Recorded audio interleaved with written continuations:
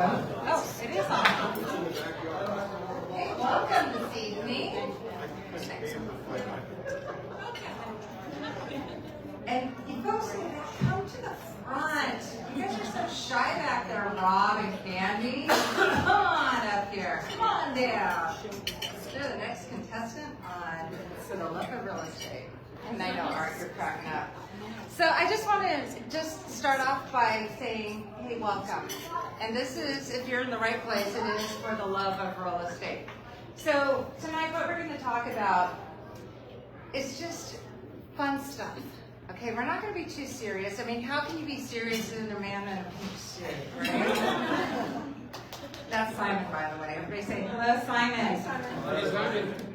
So we're going to have a little bit of fun. We're going to have a little bit of education, and the goal is for all of you to walk away with one thing. One thing that you've learned tonight. We've done that, we've done our job. This is not a sales pitch, so you guys can go like this. Thank God, right? No, it's just, we love the real estate community, and we really want to give back. And that's what we're doing today. And, you know, I want to applaud all of you for making it through the rain. I think it's the only rain that we've had in Southern California for how long now, but you made it. So give yourself a round of applause for that. So, first of all, I want to recognize some incredible people that helped put this on tonight. So, for those that are supporting this, I want you to stand up. Okay? So this is Jennifer. Okay? I'm going to just pass this real quick. I just hold your pause. This will be quick, okay? Oh no, keep clapping, please. I'm Jennifer Flannery. I work with Generations Escrow. This is my amazing escrow officer, Russ. Hello. Thank you. Hello. And then I should just go ahead and pass it to the back. Pass it around. Okay, here comes our fabulous title team. Hi everyone, I'm Daphne All. I'm with First American Title, my partner right here. Chantel Gwynn, I work with Daphne, First American. Another First American family. Hi everybody, I'm Candy Belcom, First American NHD. Oh, we're going. There we go. Alina Cordiano, Farmers Insurance. Okay. We have insurance in the house. We all want to talk to her, right? Yeah, I know. Excellent. Thank you, and I'm going to pass it around up here real quick too, so we can get all the intros done. Hi guys, I'm Simon. I think I need a microphone. There you go. What do you want to? Okay. That's it. That's me. Okay. All right. JJ Mazzo, Cross Country Mortgage. There you go. Gaston Escudero, Bangator Financial Services. Okay, so you can see we have a ton of real estate experience and industry experience here in this room. And why are these people here? They're here to answer questions. And so, you know, you may be really shy, you don't want to ask a question. We've got here some surveys on your table. You can write your questions on those surveys and we can get back to you, because I know that there's a lot of people that are shy of this. Not like I am. I love the microphone. You can't get me off of this thing. So please use the time wisely. You can write those questions down, and we'll get back to you on those. Okay, so our master of ceremonies tonight, Simon Polito from RECA Auctions. He's fun. Okay, if you can't tell, he's going to be basically just doing a roundtable with us up here.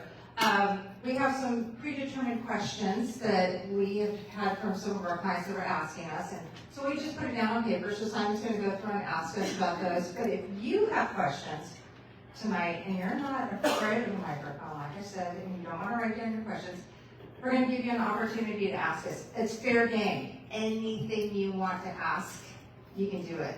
Okay? Right? Fair? Sure. Okay, yes, I'm sure, maybe not anything, but anyhow. All right, so I talked about the survey. Before you go tonight, we want to make these events the most amazing events you've ever been to. The ones that you're like, I really want to come back, right, Julie? Yes. Yes, okay. Because we go through a lot of information, and we want to fill the room, and which we did tonight in rain, which is amazing. But the only way we can do that is we can get your feedback. So if you love what you saw, write it down. If you're like, you know what, I really kind of think they should do that, put it it down. We're open for feedback and any information that you want to give us, that would be lovely. Okay, so in closing, we love real estate. And we love our real estate community, and it's our pleasure to give back to you. And this is how we do it. And what do you think about food? Pretty good? Okay. Okay, good, because I'm on a diet. I had a chicken and no food. So I want you to get informed. I want you to get some knowledge. I want you to learn one thing, and I want you to get connected. And that's the goal for tonight. So without further ado, I'm going to hand it over to Simon. Hey guys, let's also start by recognizing Cheryl, who put this all together. Amazing girl, she's an amazing person, an amazing friend as well. I know you've been nervous all week about this because we've spoken a few times. Really? No, she's really been excited about seeing you all, and I know, speaking on behalf of her, because she won't say because she's modest about it, but it's so great to see you all here, make the effort in the rain. We don't see in California very often to come out here and do this and support you, these amazing people. And I'm blessed to be up here in control of the microphone. Damn it. So yeah, let's have some fun tonight, guys. And if there's anything you don't understand what I say, I do have an accent, so ask me to repeat it. I'm happy to repeat it as many times as possible. If it's after the third time, I'll hit you on the head with the microphone. So, who do we want to grill first? Cheryl, Gaston, or JJ? I need some interaction. Cheryl? All right. Cheryl, line them up. Let's start with the first question here. Considering the recent LA fires, how is this affecting our housing market? Ooh, it's affecting it in a very, I hate to say it, a positive way. But because of the LA fires, I mean, we're the next county over, right? And there's so many people that are desperate for housing that LA is, I just talked to an agent up in Los Angeles today, and they're tapped out. I mean, they're not even putting houses on market up in LA. It's all being done off market. Therefore, we're getting the overflow. So it is really definitely affecting our housing market in a very, I hate to say it, very positive way, because it is a tragedy what has happened there. We are seeing an increase of rental rates. Now, there is laws out there that we have to be governed by for, greedy landlords that try to raise, basically, I hate to say it, but rape the market. And there's people out there doing it, and there's being people that are being publicly shamed for increasing rental rates over 10% of what they should be. So we have to be really careful about that, but we are starting to see a housing shortage here, especially in the rental market. Definitely. That leads me to my second question for you, which is what are you seeing about price gouging? I know you've already kind of answered that. And how is it going to affect the future home values here in Orange County? So we already talked about the price gouging situation. Don't care to go back there. But we are seeing appreciation based on the fact of lack of inventory. And right now we are in the winter months, right? And we're in a winter market, which means we will start transitioning into having more homes being put on market as we go into the spring market and the summer market. So right now we're at really low inventory levels. It's starting to grow a little bit. I'm starting to see more and more homes come on the market, but we're still very, very, very shy of homes out there. Totally agree with that. As someone who has an actual listing in LA right now, it's very tough. Very, very hard, low numbers, not a lot of attraction. I'm going to pass it over to Gaston. We have a question.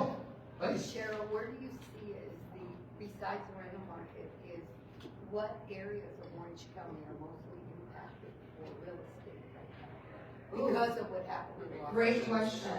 Great question. So the question is, what areas in Orange County are being affected based on the influx of people coming from Los Angeles? We're seeing it in the higher end. I mean, right now in Pelican, I just saw a house that I had no idea that it would go for $40 million.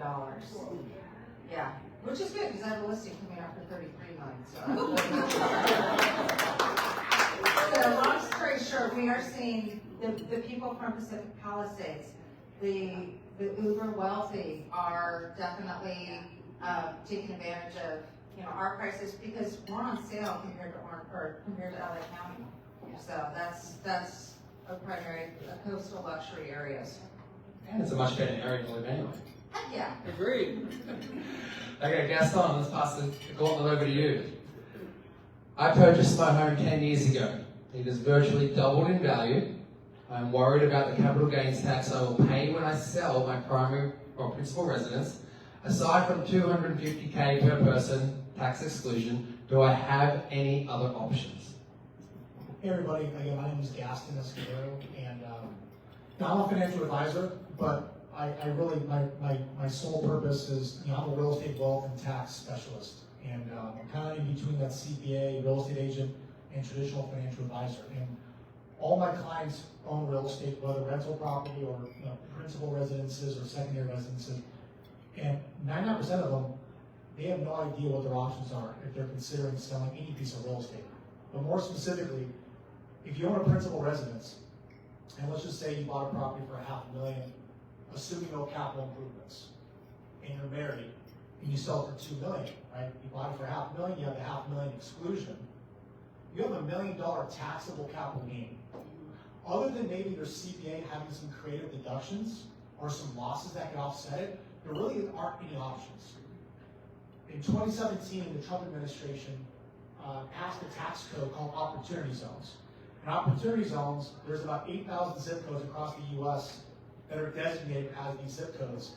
And when you realize a gain from a principal residence, just a taxable gain, so the million in this example, you have 180 days to redirect that capital into these opportunity zones. If you do it correctly, you pay state taxes, but there's a likeliness of ultimately eliminating the 23.8% federal capital gains if you do the opportunity zone reinvestment correctly.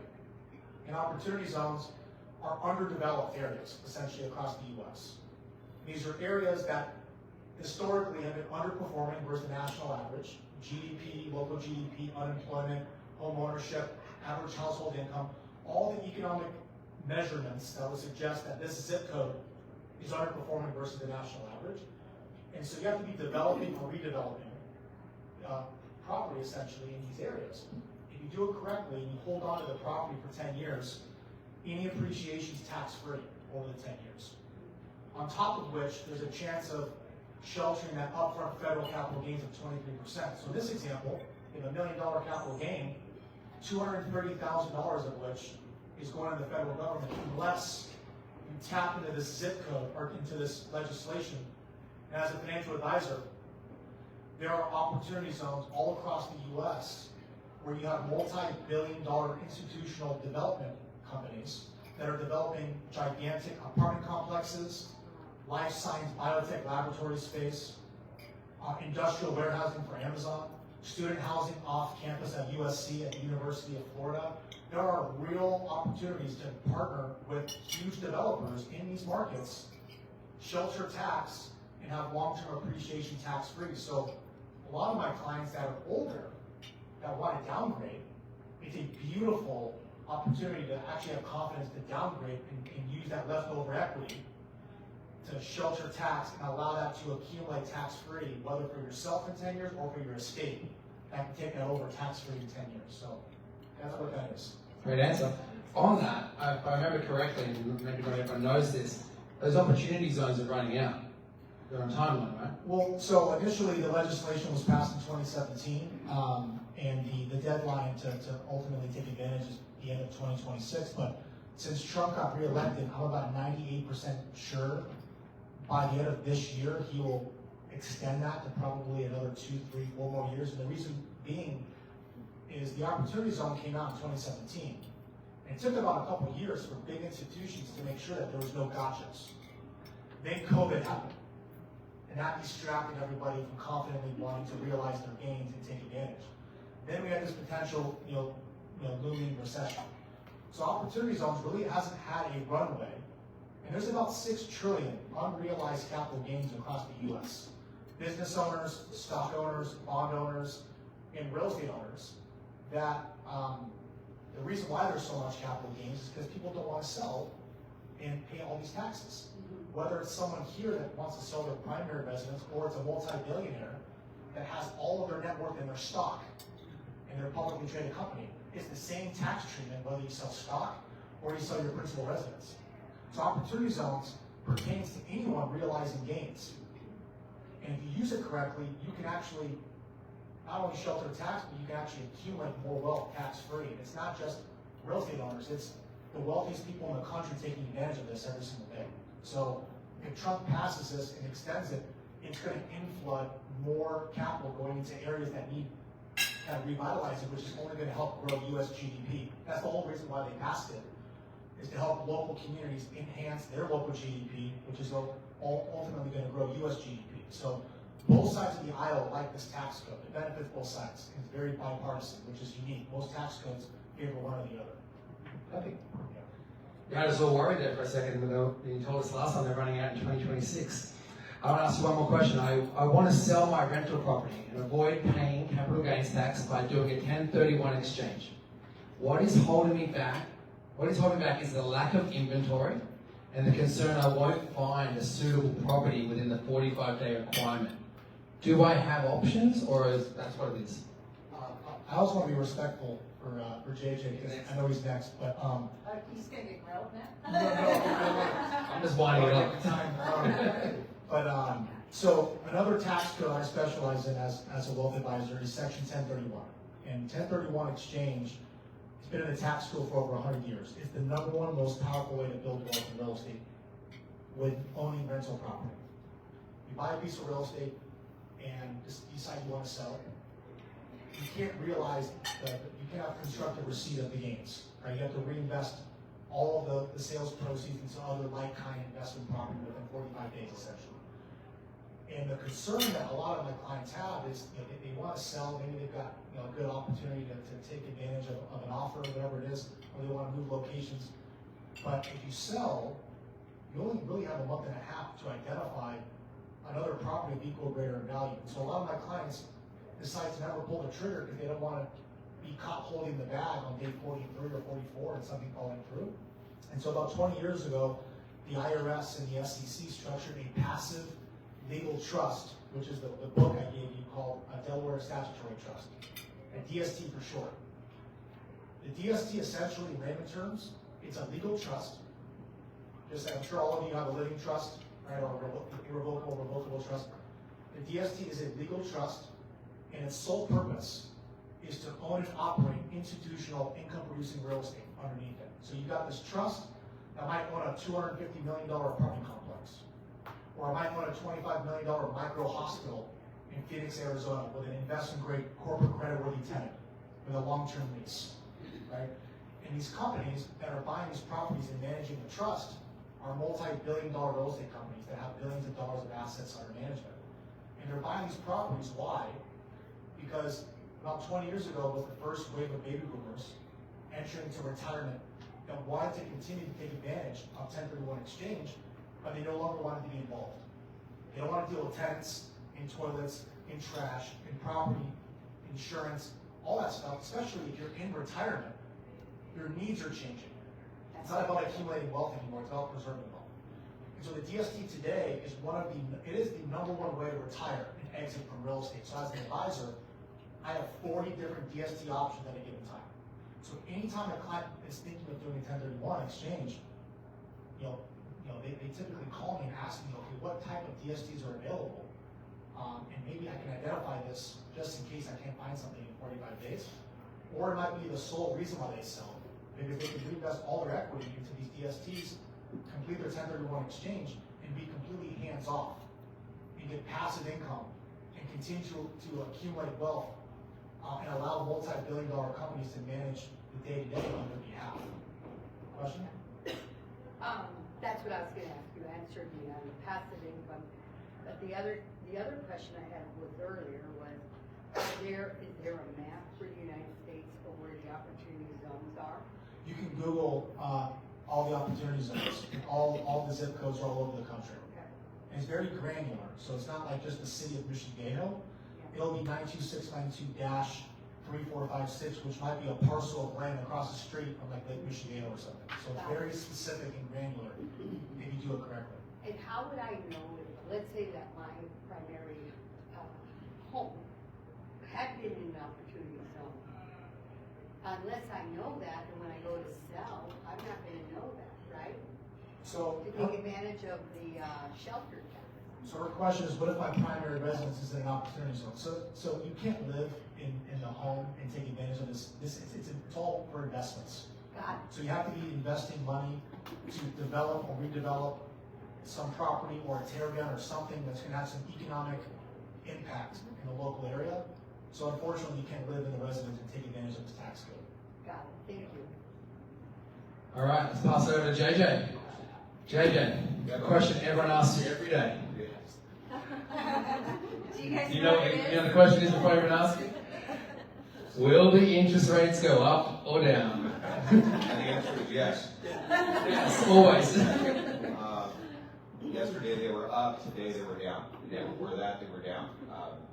So you have, mortgage interest rates are tied, I think everyone waits for the Fed to talk and the Fed lower those are short-term interest rates, credit cards, car loans, etc. So when they talk and they lower interest rates, it does affect things like the 10-year treasury. The 10-year treasury is really what mortgage-backed securities are tied to. The spread between the 10-year treasury and the 30-year fixed mortgage right now is one of the largest spreads that it's been in a very long time, 2.5%. And in that 2.5%, there's probably 80 basis points that's just baked in for uncertainty right now. But we're finally getting to a place where there's some certainty that we've either capped or capping the high interest rates that we've been dealing with for a while. And there's a lot of things going on in the current administration that he's really clear about on getting the 10-year treasury down on that long-term interest rate that affected the mortgage rates themselves. So, what I tell people is, if you like it, lock it. I was blessed to get in this business in 1996, so that was a very long time ago. They were double-digit interest rates at that time. I explained to people that, the appreciation, return on your investment is what you should be looking at, not just the interest rate itself. Most people that are getting interest rates this past, year, 2 years, 3 years, it's not like they're holding on to them for 30 years. In fact, that's why the mortgages aren't worth very much money, because you get a 30-year fix and they know you're not holding on to it for 30 years. Or the ARM rates aren't available as much because they know you're not going to hold on to that ARM. As soon as rates come down, you're going to lock into a lower 30-year fix. So I think sometimes people forget that. But the rates are hovering right around that below 7% mark in the 6s right now, which is actually pretty darn good. I agree. My first home loan was 11%. I was told I got a good deal. Mine was 18. There you go. Got another question for you. How is the current housing market in Orange County impacting first home buyers, especially with down payment assistance programs? What are the current interest rates and how are they trending? Yeah, so the current interest rates are in the 6s for the most part, but there are lots of other programs you can do to get them much lower than that. And we'll kind of talk about that a little bit later. But first-time homebuyers, down payment assistance programs are difficult because a lot of the down payment assistance programs require certain income limitations. And if one of them in parts of Orange County, you have certain income limitations to actually buy a house. You need to make pretty decent money to live in Orange County. So the down payment assistance programs aren't as prevalent in Orange County, but they are available. But there are a lot of other programs, 3% down program, first-time home buyer programs that can get people into their homes all the time. How would they find out about those? They would call me. Excellent. JJ. All right, let's pass it back over to Cheryl. Let's mix it up a little bit. Cheryl. Yes. I'm back. Okay. Cheryl, Yes. you sold my house 3 years ago. She didn't really, but she should. My homeowner's insurance is going through the roof. You have always been a resource for my real estate needs. What can I do to save money? I get that call almost every day. I mean, it's one that I just cringe about answering, so I'm not going to. Where's Alina? Could you come up here, please? Everybody give a round of applause. Coming in now. So this is what I do. Hey, I have somebody for you to talk to. Please don't talk to me about homeowner's insurance. It's a pain in my side as well as yours. So we're going to have this person, this lovely person, that's going to make it so much sweeter to talk about home insurance. Thank you, Cheryl. Good evening, everyone. I'm Alina Cordiano. I'm an agency owner right here in Dana Point, Monarch Beach, and I'm here today to give you some tips on how do you lower your homeowner's insurance. Are we ready? Let's do this. Okay, tip number 1.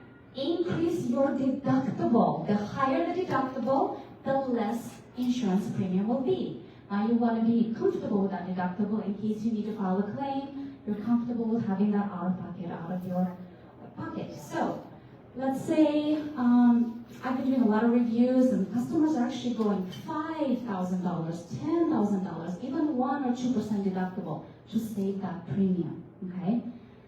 Tip number 2, review your insurance coverages. What I found recently is that I'm doing reviews. Some customers have maybe a jewelry floater. Maybe they had a really fancy diamond ring that they passed down to their children, but they forgot to remove it from their coverage. That's extra premium that you should not be paying for. Tip number 3, bundling. Auto-home discount.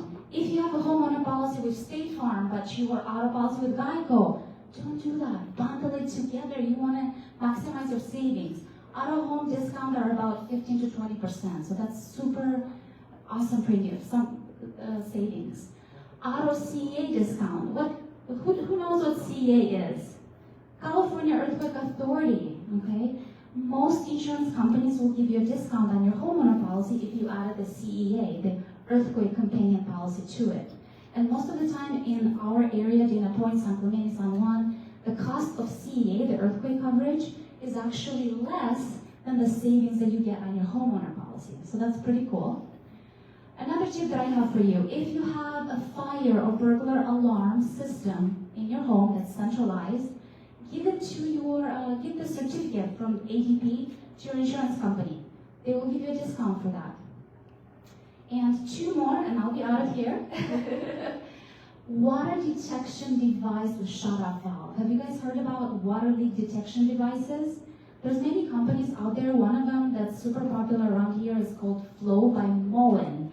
If you install the water leak detection device on your homeowners, companies will give you a huge discount. It's a water mitigation discount. In my experience, I'm seeing savings between $700 to $800, which pretty much pays for itself.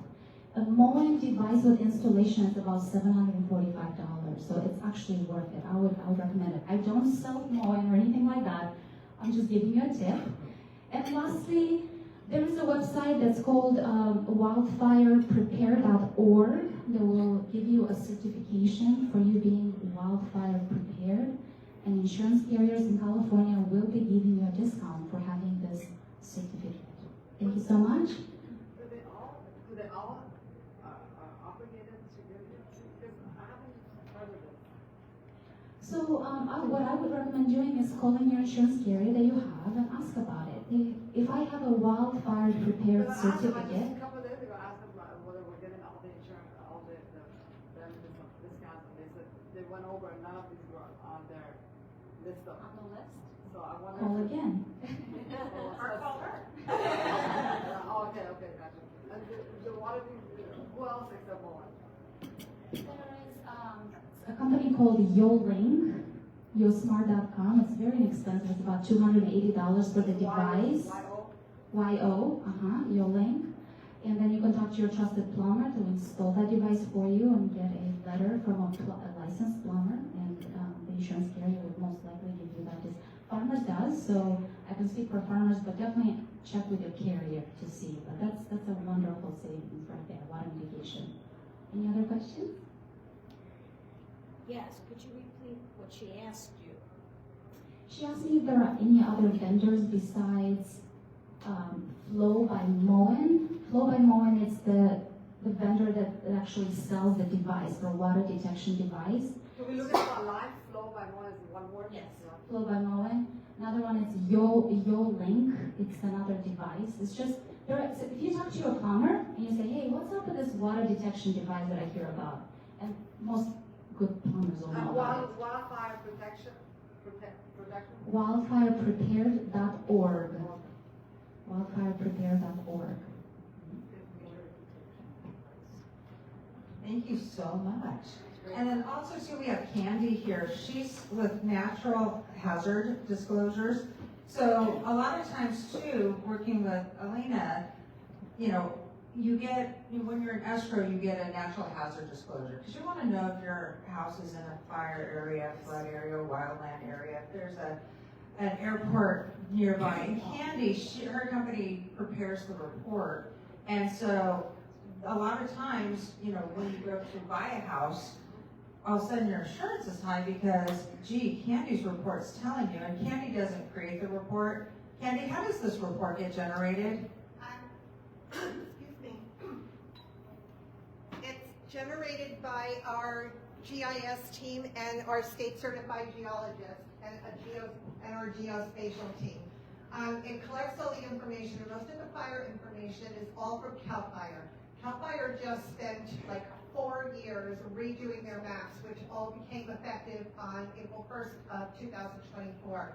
And what happens is, it used to be we would have to identify if the property was in a high fire severity zone. Now, because of Assembly Bill 38, we also have to identify if the property is in a, there's high fire severity zone and very high fire severity zone.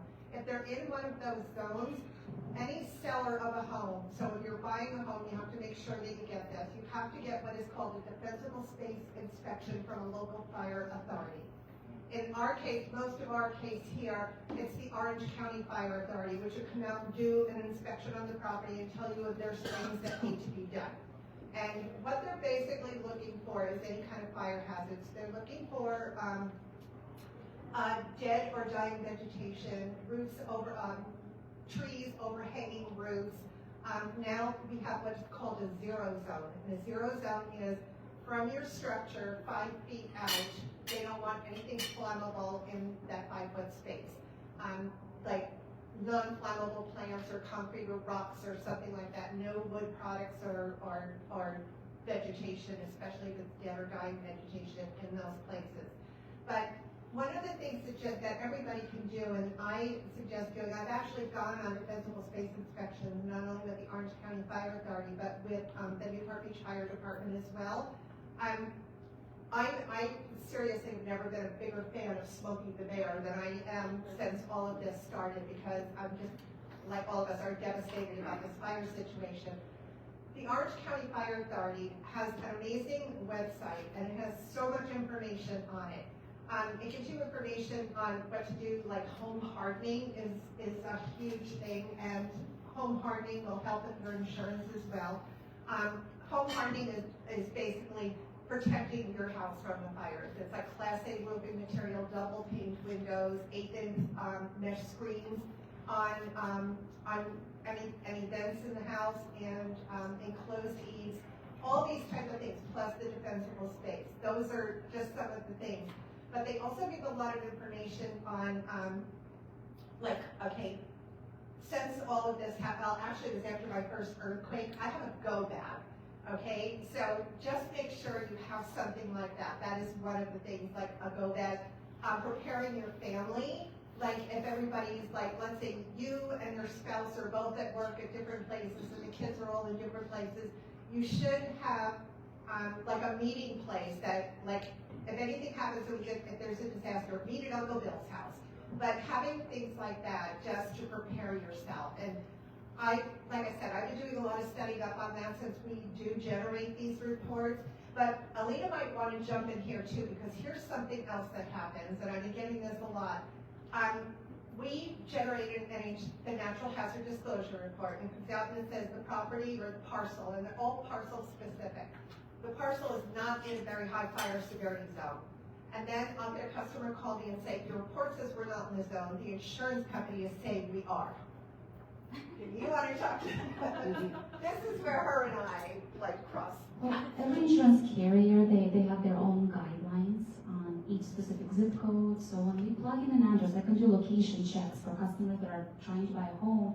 So I plug in an address and it will tell you based on our GUS, geographical underwriting system, what is the fire line score, how easy it is to access. So based on that, it will tell me if it's eligible with farmers as a regular homeowner policy, or if it needs a California FAIR plan that covers fire, smoke damage, all of that, plus the wraparound endorsement, the difference in condition policy that covers liability and water damage. So as simple as 5 minutes, and location check is very important if you definitely want to check out what the insurance rates will look like. A quick call, do a location check, and then the insurance provider can tell you. Oh, it does help. I love that.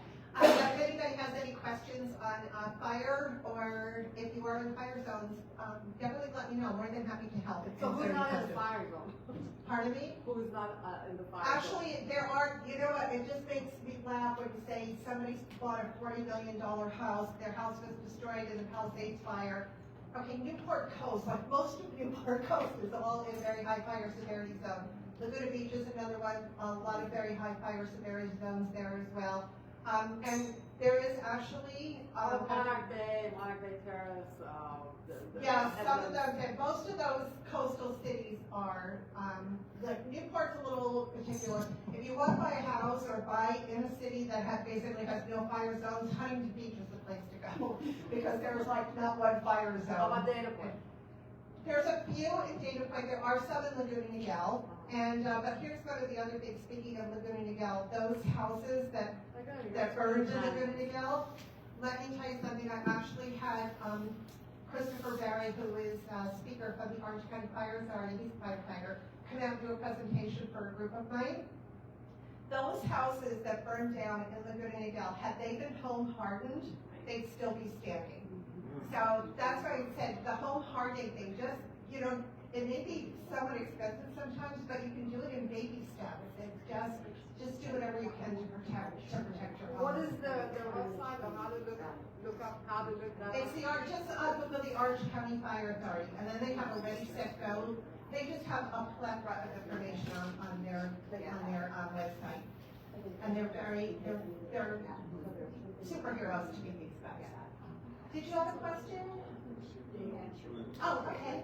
Well, thanks everybody. Any questions on fire? Just let me know. Don't leave yet. I think this next question is going to be directed towards you again. Okay, and just as an FYI, I put together a really great emergency preparedness kit form for you guys, so if you're like, hey, I used to have a boat, we called it a ditch bag, so in case something happened with the boat, we would grab the bag and we would go overboard.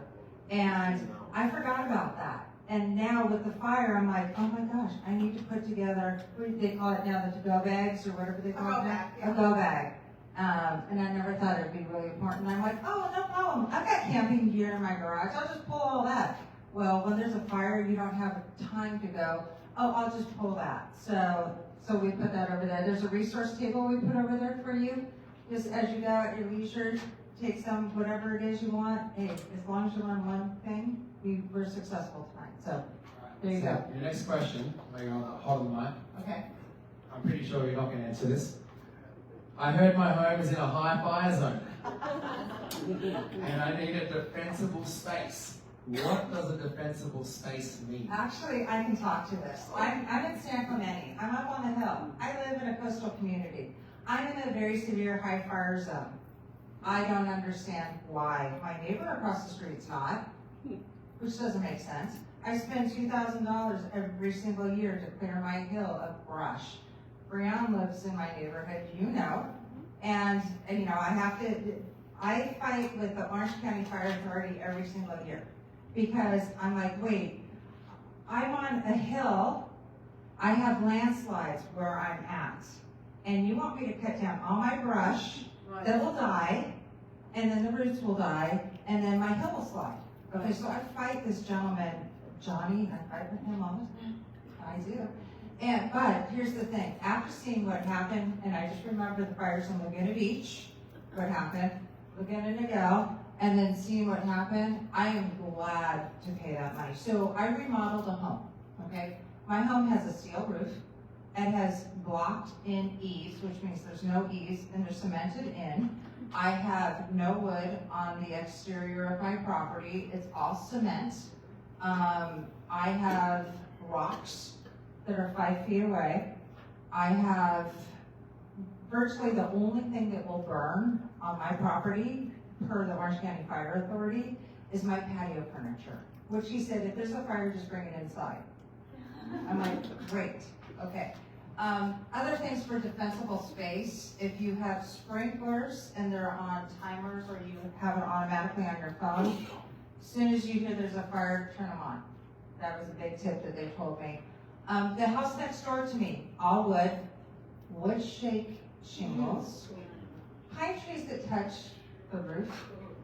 They tell me if there is a fire, they will let that house burn, and they will try to save my house. Because they're not doing what is basically being required. So I thought that was really interesting. So defensible space is a big thing. Orange County Fire Authority, take it serious. You can save your house. You know, get a little, one of those little sprinkler things that are like this. You know, remember when you were a kid and they would have the sprinklers that you would run through? What? Used to run on the Yeah, you used to run. Get those. Get like 3 of them. And then if there's a fire, stick them on your property, stick them on your roof. Well, there you go. Thank you. Thank you, ladies, for answering those questions as well. Gaston, welcome back, baby. I'm thinking about buying my first investment property. Is my rental income fully taxable? So, when you are an owner of rental property, whether commercial or a single-family rental, one of the many benefits of owning income-producing real estate, outside of property appreciation and having an asset that's not correlated with the stock market, right? Your property's not going up and down in value with your stock portfolio, is the rental income that you're getting every single month, every single year. But furthermore, the government gives you something called depreciation. So if you are creative and you do it correctly with your CPA, you can actually write off a portion of your taxable income, depending on how long you think you're going to hold the property for.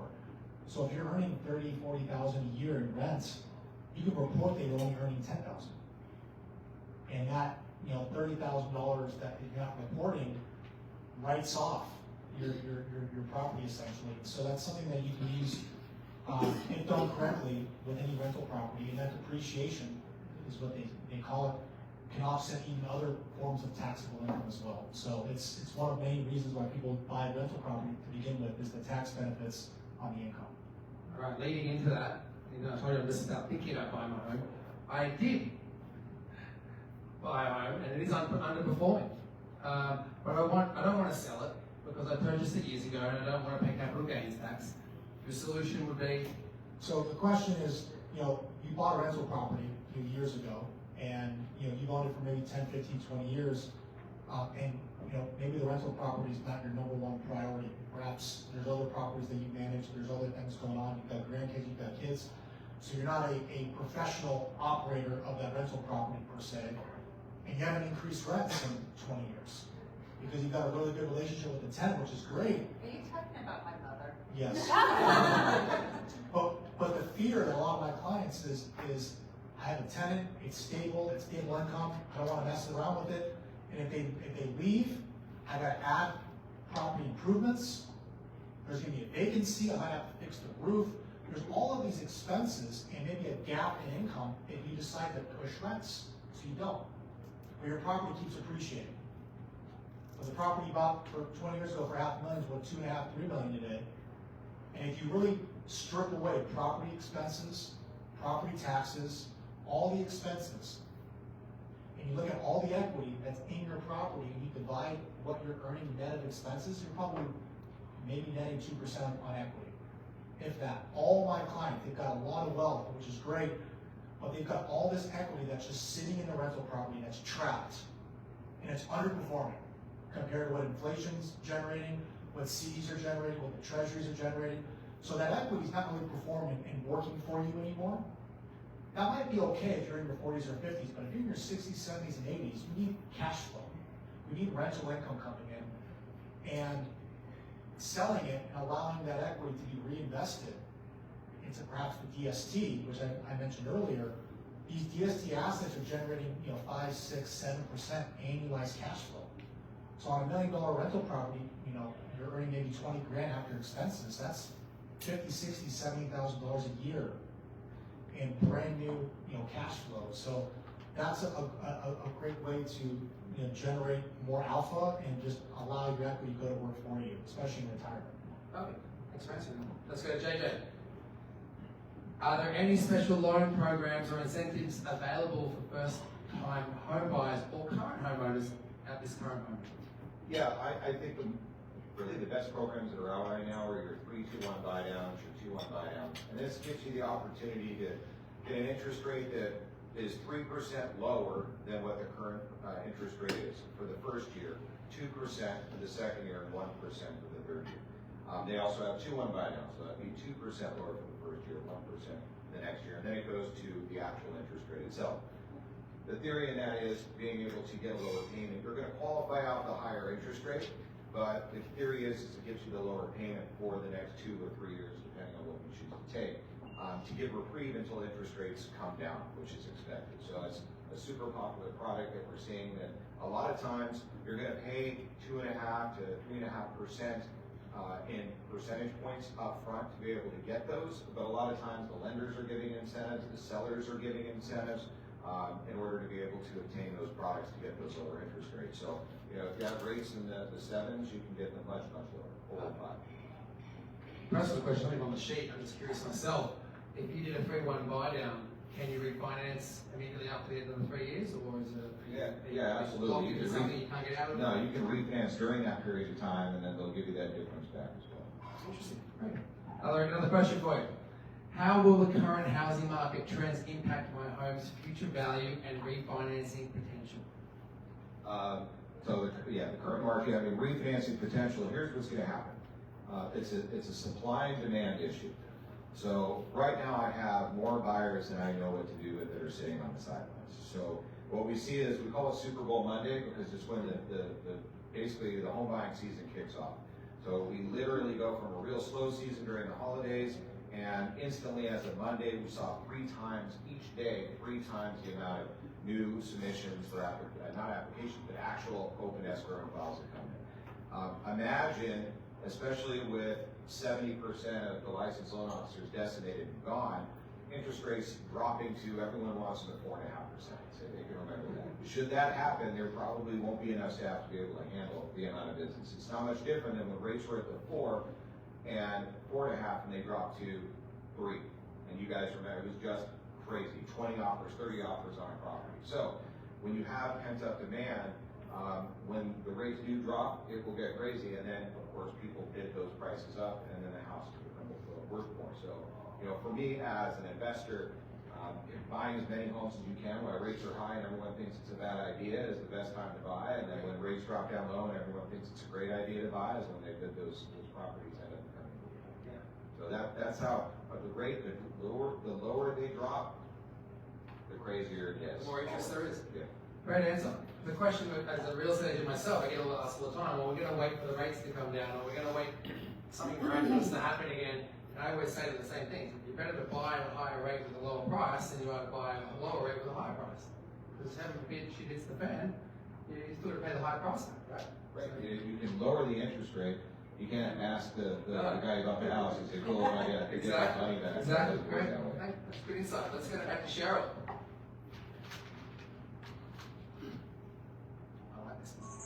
Yes? I know the answer. Is there seasonality in the Orange County market? Yes and no. Can you elaborate? Of course. Okay, so seasonality. Okay, so everybody's like, okay, when's the best time to buy? When's the best time to sell? I get that question all the time. There is actually seasonality in Orange County. We're blessed to maybe have a little bit of rain, but not freezing snow, right? Because I personally would not want to go show property in a blizzard. Okay, so there's seasonality in the rest of the world. Okay, but I think it was JJ that talked about Super Bowl Monday. Yes, it's now officially the buyer season. Right after Super Bowl Sunday to May 15th, mark your calendar, it's the official buyer season. And why do we say that? Because right now buyers are out there looking for properties because they want to get into the home as soon as the kids graduate. When do the kids graduate? May 15th. Yeah. So when May 15th comes around, they want to be in their home. They want to enjoy the summer. They want to do their improvements. So that's the buyer season, the hot buyer season. Okay. When's the hot seller season? What's the question? When's the hot seller season? When it's the buyer season. You want to sell when there's the most amount of people out there looking, right? So right now we have low inventory, but the sellers are always lagging about 2 months behind those buyers, okay? Because they're watching. They're watching what's happening in the rear view mirror. They're not looking ahead. So what do I mean by that? So buyers are out buying right now. Sellers are just waking up from the holiday hangover is what we call it, right? They're like, no, I'm too busy right now. I got Valentine's Day. I'm going to go on vacation for President's Day. No, they should be selling right now. Lowest amount of inventory right now is what we're seeing. We're starting to see a build in that inventory. Putting it on the market now with a high amount of buyers, guess what? Supply and demand, right? Numbers go up, you get to name your own price from a seller standpoint in terms and conditions. That's what sellers want. Buyers, on the other hand, are going, hey, I got 2 or 3 offers that are coming in that I'm competing against. This is no fun. There goes the appreciation. Okay, so what happens when summer rolls around? I'm a buyer. I'm in my house. I'm happy. It's now May 16th. Okay, I'm a buyer. I'm taking my kids to Disneyland. I'm going on vacation. I'm not around, and all of a sudden July hits. It's now 100 degrees. I don't want to go look out at properties. I'm going to the beach. Buyers get distracted and they start living their life with their kids because kids typically, or the grandkids as well, they're off, off to school. But the sellers are like, wow, John down the street, his house, he got a top dollar for it. My house is way better. It's on a cul-de-sac. I have a pool. So I'm going to put it on the market $300,000 more than what John did. And guess what? It's a hot, I call it the dog days of summer. I mean, August is the longest real estate month. Do you agree? Yes. Because you know what? People are doing their final trips. They're not out focused. It's hot, it's muggy, and those properties that are overpriced, that the sellers have these aspirational prices, they start pulling off the market. Sellers start pulling off the market through the holiday season. So you go through the transitional fall market. The people that have to sell are on the market in the fall. And we have a saying in real estate, fall is called fall for a reason because prices fall on the fall. So we get a lot of investors that come out and start buying. Investors want to buy because guess what? If I'm closing escrow during the down months and I'm using the holiday season to get a house ready to put it back on the market, I'm going to put it back when? The day after Super Bowl. And I'm going to capitalize. So you see there are trends. And everybody goes, how I want to time the market. The best time to sell is when you need to sell or you want to sell. Because there always will be buyers right now in Orange County. Good answer. I'm hoping you answer this next question correctly. No pressure. I'm giving you the wink and the nod. Yes, I know. If you want to sell I want to sell my house really quickly. What would you suggest and how would you do it? Well, since Simon is here, I'm going to sit down for this one. I should be asking you, Simon. No, Simon and I work together. If we have clients that want to liquidate out of their houses pretty quickly, we use the auction platform. And it's not like the auction platform as, hey, I'm going to get, it's a distressed property and I'm going to have to sell it quickly because I'm financially strapped. This is a lovely auction process to generate multiple offers. And the auction process is a beautiful way of doing it. It's more of a luxury auction process. And you can tell Simon's from Australia, and that's how they did it in Australia. And now this whole process is brought to Orange County, and it's a really great process to get, 100 people, 200 people in over a weekend into a property. Talk about, our open house. yes, and try to create a bidding war. This is a great way to do it for one form or fashion. So it's an option out there if somebody wants to sell very quickly within literally a month. Boom, done. Not for a discount either. Not for a discount, no. In fact, with this process, we realized a much higher sales price. Give us an example of what you've done with that. So you've got the latest one up in LA, right? I got one in Rancho Palos Verdes. We're in escrow right now. That's actually something I want to touch with you on, JJ. That has an assumable loan from a VA, which I didn't know could be transferable to anybody else. I thought it was only another VAs. Turns out you can transfer it to anyone else. That's a rate of 2.25% for the next 24 years. Okay, how much is it? 1,150,000 we'll buy. What will it go for? That's what we got. I'm in escrow right now. You're already in escrow? Yeah. Oh, shoot. Okay. We're not going to get those loan rates again. No, you're not. That's Not if it's an one of the best assumable. examples. We just sold another one Probably most of you was in Lake Forest later last year. We started at $1 million. We sold that property for $1,485,000. We had over 150 people through 6 hours of showings over 3 weeks. And what's really great about this auction process is we do all the disclosures up front, so everything's disclosed. We do termite, we do a home inspection, we do an NHD report. So we get it all out there on the table. So when somebody comes in and puts an offering, it's a non-contingent offer because they've already seen everything. So, give us an example, because you're local, like Yes. what have you done locally? with Okay, auctions? there's a property, 30 Exploration, that we had put it on the market for. Yep. And you know what, sometimes it works, sometimes it doesn't. I'm gonna give you an example where it didn't work, because of the fact it was time in the market. It's where we went over to the buyer broker agreement, so I don't know if you're familiar or not, now buyers' commissions are negotiated with the buyers, not with the sellers anymore. Okay, which is a huge change. That was happening, and there was one other thing that was happening at that time. If you guys are listening, what was the month of the year that Cheryl said that is the slowest, longest month? August. That's when we listed the property. Yes, yeah, so It was stinking hot. It was in Patola Springs. It was it was crazy. a beautiful home, but Yes. the market was going through a big transition. Obviously, like Cheryl said, with the new legislation changes, we were all learning how to do business moving forward. So it was a bit of an unknown, but we did get record numbers through that property. We did get record numbers. Way more than what they had traditionally, and it's just another tool to get to your destination. The biggest thing I will say about the auction process is a lot of misconceptions. Is that it doesn't have to be sold. The seller does have the right to say yes or no. So we're not one of those forced auctions that does sell your property without your approval. I will make it look like as an auction I'm going to say sold 1,000 times, but I can never say without the seller's approval. So it's just another tool that is expediting the process. Like Cheryl said, it's a 28-day program. It consists of a 1-hour open house twice a week for 3 weeks. And on the 4th weekend, you get me live at your home calling a live auction, but with no contingencies. So, Without any contingencies, and that's the beautiful thing is we already see all the cards are on the table, because if the buyer comes in, they have to show all their pre-approval, their financials, which is really nice, because a lot of times that doesn't happen right up front.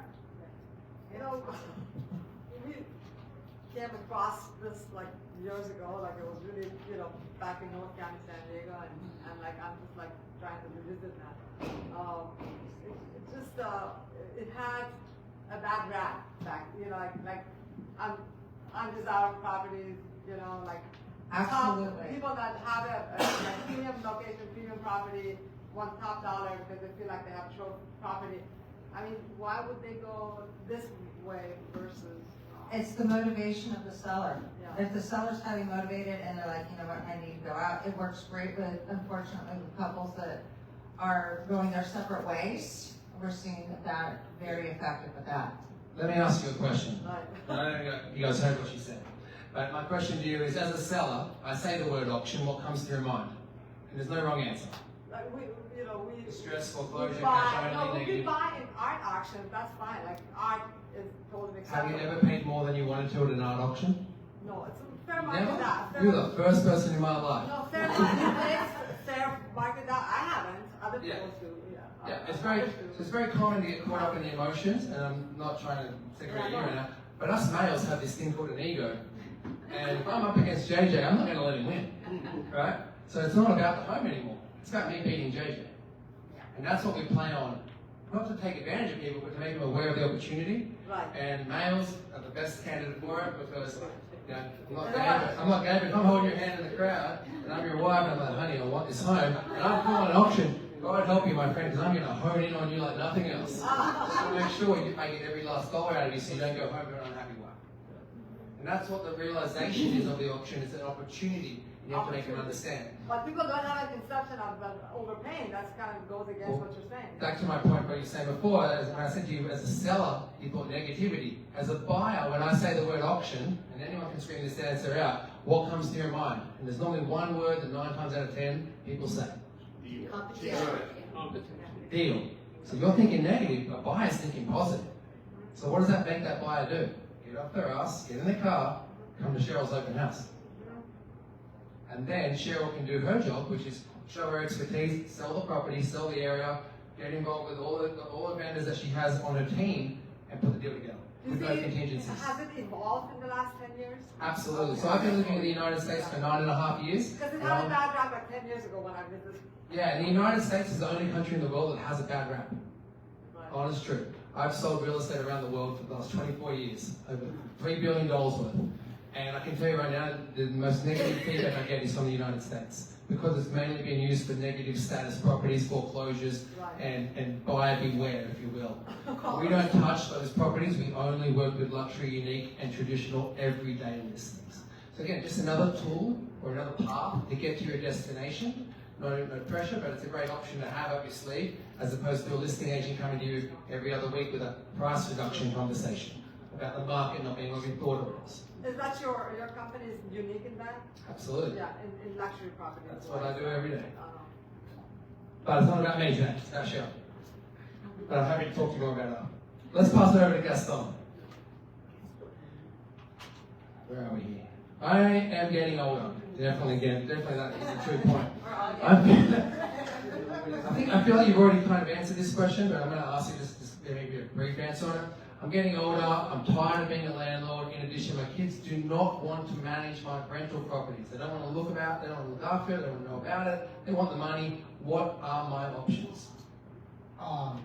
So just to kind of reiterate, right, the Delaware Statutory Trust, the DST that I mentioned before, it's a legal trust that owns and operates institutional income-producing real estate on behalf of investors. So it's a 1031 exchange alternative. So rather than you having to find something in 45 days, you can reinvest into this passive 1031 exchange trust, essentially. You get monthly income, you get all the benefits, tax write-offs, income, and appreciation in your hands off. And you're allowing a multi-billion-dollar institution to manage the property on your behalf, along with other investors. Outside of the retirement tool from an aging investor that wants to get out of the landlord business, not pay taxes, and generate more income, one of the main reasons why someone would want to sell and choose this option are those that are thinking about how to pass down their wealth to their kids or grandkids with more ease when they pass away. When you do a 1031 exchange, one of the main benefits is you're accumulating wealth in your lifetime, but you're building generational wealth. Because when you pass away, your heirs, your estate, gets a complete step up in cost basis and takes over those rental properties, and you can essentially sell, and there's no capital gains tax. Also, not to mention, there's depreciation that perhaps you've been taking for maybe a couple decades. You owe that back at 25% if you choose not to 1031 exchange. So if you hold it until you pass away, all of that tax goes away. So your heirs and your estate are not responsible for any of those capital gains tax that you've been deferring perhaps for decades. But what if you have a couple kids and you've got grandkids, and in your living trust you've got 5 or 6 people that you want to pass down your wealth to? They have to vote, and they have to choose on what to do with the properties. Should we hold it? Should we sell it? What if you have rental properties outside of California? What if your kids don't even live in California or have any desire to take over rental property and deal with the tenants, their toilets, and the trash? Not to mention, with the step up in cost basis, now you've got increased property tax. So a property that you bought for $500,000 30 years ago that's now worth $3 or $4 million, your heirs are now taking over that rental property with a new property tax. So the DST eliminates all those concerns, because now you're buying a fractional interest in a trust that's managing apartment buildings, or a medical office building, or a hospital, or a self-storage unit, and you're now owning fractional interest. Heirs now take over your interest in this DST, and they can cash out tax-free when that property sells. So it's a great way to pass down wealth with more ease upon your passing, which is really ultimately the goal, is to pass down this real estate wealth to your kids when you pass away. I assume there's appreciation in DST. Yeah. Also, not just income. Yeah, Appreciation, just a normal real estate. So he was asking if there's appreciation in the DST. So when you think, take away the DST verbiage for a second, right? You're buying an interest in a $150 million apartment building in Texas, or a micro hospital in Phoenix, which is one of the top destinations for aging baby boomers that need urgent care, they need ER, they need hospital beds. There's foot traffic going through those facilities every single day, all day long. If you have an investment grade tenant with a long-term lease, right, that property's gonna go up in value over time. And so the benefit of real estate is what? Rental income, property appreciation, and tax write-offs.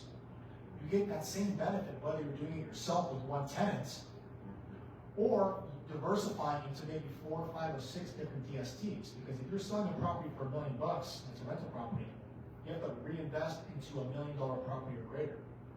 But with a DST, you can divvy that up and maybe put $250,000 in 4 different options and actually have a diversified portfolio of real estate across different states, sectors, and DST operators and get monthly income, or maybe across these 4 DSTs, there could be thousands of tenants.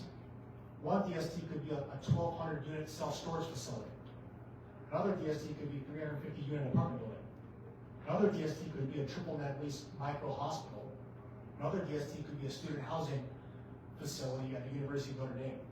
So across all 4 of these options are thousands of income producing tenants generating you 5, 6, 7% a year in cash flow. So if you're in retirement, would you rather have one tenant paying you rent every month under market, or thousands of tenants paying you rent higher than what you're earning? On top of the appreciation across different areas across the US that maybe you're not even thinking about.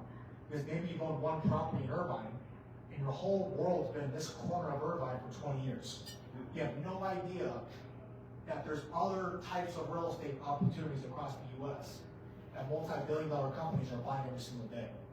So it's really a creative way to build more wealth, generate more income, and pass down wealth easier when you pass away. Just quickly, is there a time frame that you have to be locked into the DST for? So there's 2 types of DSTs, depending on your age. I'm going to use Cheryl's mom, for example. There's the traditional DST, where you buy into a DST property that already exists, that's income producing, and you're in it for typically 4 to 6 years. You're in it, you're getting monthly income, you're getting all the tax deductions, and the sole purpose of that DST company is to sell that property for more than what they bought it for. In 4 to 6 years when that property sells, I'll get notified as your advisor. Hey, Mr. Client, this property's selling for $100 million, they bought it for $75. What do you want to do next? So maybe you invested $1 million in that DST, maybe you're going to get back $1.3 million. You have 3 options. You can 1031 exchange the $1.3 million into another DST and keep churning that over until you pass away, right? Or you can take the capital and call Cheryl and go buy a $1.3 million property at a point, maybe 5 to 6 years. 1.3, 5 to 6 years. Or whatever the DST sells. No, but I'm just saying, real estate, you can buy 1 to 3 million.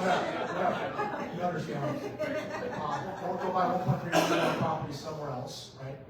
Maybe get a loan from JJ and go buy a $2 million property, whatever it is. Or you pay the taxes, right? Pay the taxes. You have options every 4 to 6 years. That's the traditional way of doing a DST.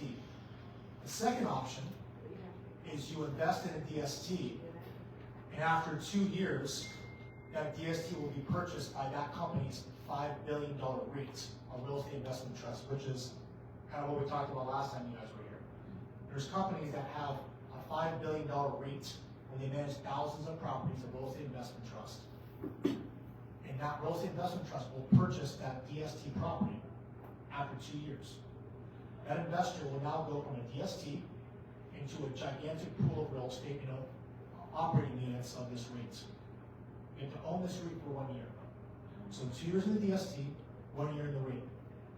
After the 1 year in the REIT, in year 4, you can pull money out every 30 days. If you have cost basis, if you're willing to hold on to the REIT for 1 more year, you can pull that out tax-free. So if you want liquidity, you want to defer taxes, you want to get out of the landlord business, and you want liquidity available to you in a couple of years, this 721, section 721 of the tax code is more advantageous for that Asian 80, 90-year-old investor that wants liquidity. Cheryl's mom is in her early 90s, and she owns a rental property for $1.5 million. And we looked at all the expenses, and after expenses, she's earning about $23,000, maybe $30,000 a year on that $1.5 million property.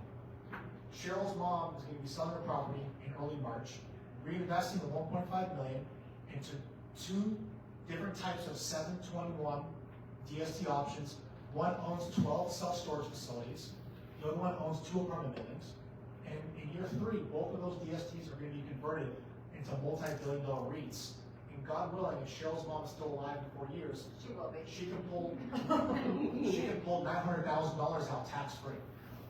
Because that was her step-up basis when Cheryl's father passed away years ago. So there's so much creativity. So when I meet with investors, whether they own a principal residence or rental property, I lay out every single option very methodically. If maybe you own a primary residence, and how do you monetize that? You have an $8 million primary residence, maybe you don't want to sell, and do you have opportunities? And what if you convert that into a rental?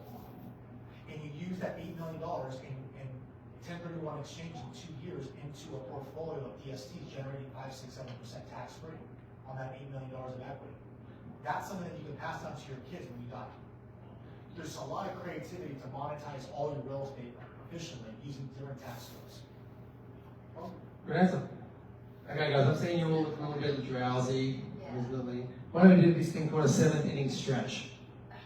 8th inning stretch, right? 8th inning stretch? I'm from Australia, guys. We don't do this. Everyone needs to have to say, stretch your legs, get some blood flowing. We're almost finished. We've got a couple more questions left. JJ and Cheryl, and then we're going to wrap this up with some Q&A, and yeah, we can help you guys on here. All right? Blood pumping? JJ. No pressure. What are the options for refinancing if rates drop in the future? Well, it just depends. Options for people on refinancing depend on their amount of credit they have, income, and assets, and collateral. So, for most of us that are currently giving people loans, we're at least across country. We offer a 0 lender cost refinance for them to come back and be able to refinance that property, understanding how they want to retain that servicing that's documented. So people can refinance. I always just want to make sure there's a great return on their investment, meaning whatever it costs for the refinance, depending upon what it is, that the rate drops, payment difference, that they're going to recoup that back in a certain period of time, so that money doesn't go to waste. Perfect. I've got a personal question for you. It's something I get asked a lot in the real estate world is, well, I don't have 20%, and my other friend told me I don't need to put anything down, or I just need to put a minimal amount down, and it's probably better to do that than rather putting 20% down. But I've always been taught myself as an agent, you always want to tell your clients to put 20% down to avoid paying PMI. Right. What would be your suggestion? Paying the PMI or putting a lower percentage down? And what do you think is a better option? I think the best option is what people can afford on the monthly payment. So the more you put down, the lower the monthly payment, the higher, the less you put down, the higher the monthly payment. There are no PMI options as well. So you can put down as little as 5% and buy out the PMI. So I think that a private mortgage insurance is what PMI stands for, and a lot of times people are like, I don't want to pay the extra insurance. But you also have to remember, the less money you put down, the bigger the return on the investment you get. Because you're making the upside appreciation on the entire property. If you only had to put down $1 on the property, then the property went up 5% that year, then you get all that upside. Versus if it went up and you put down 20%, you haven't paid as much money on that. So I think every situation is unique. My personal opinion is put as little money down as you possibly can, that the monthly payment is affordable for what your needs are. Good to know. Yeah, so, I mean, my whole life I've always been told you need to have 20%. Yeah. Always have 20%. Excellent answer. Thank you for that. Guys, thank you, JJ, for all of the answers tonight. Circle back to Cheryl. Wind this bad boy up. Okay. You ready? I'm ready. I know the answer. I'm pretty sure you all know the answer because you may have already answered it already. Is now the right time to buy or sell? Okay, we already talked about that. Can we go to the next question? Who's your favorite auctioneer? Yeah, there you go. I want to buy a foreclosure or distressed property. I really want a good deal. Are they available and where? Okay, how many of you want a distressed property? A really good deal. Okay, 1 person. Really? 2. Only 2 people want a good deal on the This is going to be a lot easier than 3, 4, 5, 6. Okay. Guess how many? Okay, this just see if you guys are really smart out here. How many distressed properties are on the market today in Orange County? in Orange County? 256. 2, 12. 3. That's Wow. it. 3. What That's about it. Santa Ana? 3 total, all of Orange County. I have the report with me. Only 3. The reason, why is that? Why is there only 3 distressed properties in Orange County? Is it because people in Orange County got really smart how to handle their money? Maybe. Investors, real estate investors. No, it could be the fact that all the wonderful paperwork that you have to give your mortgage professional to avoid going into foreclosure, because we learned lessons back in 2005, 6, 7, that got us into 2008 and 9. That's why we don't have the foreclosures like we used to. Plus, too, there's so much equity in properties these days that they will sell before going to foreclosures. Do I want to go out on a limb and just say the people that are getting foreclosed on their property, they're just some people that just don't get it in life. Those are those 3 people, okay? In all of Orange County. So with that being said, shall we wrap? We can wrap it up. Okay. Hey, I just wanted to thank all of you guys and ladies for coming tonight. I mean, I don't know if it's still raining or not, but we do have those surveys, and please, I love feedback. If you could just take the time, fill those out, we certainly appreciate it. We do these twice a year. We do this in February, and we also do it in the fall. Because why? Prices fall, right? You all are going to remember. That's the one thing, right? But we do it in the fall because everybody wants to know what goes on in the next year. What's going to happen, in 2026, if you can believe that. So I want to thank all of you for coming, and I hope you learned something. I hope you had some fun. I hope you ate some good food, and I hope you met some really nice people. So with that being said, I want to thank everybody that's been involved in putting this together. Give it up to Cheryl.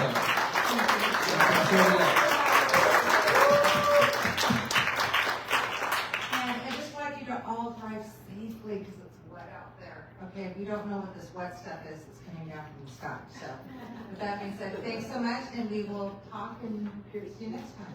Okay? Thank you.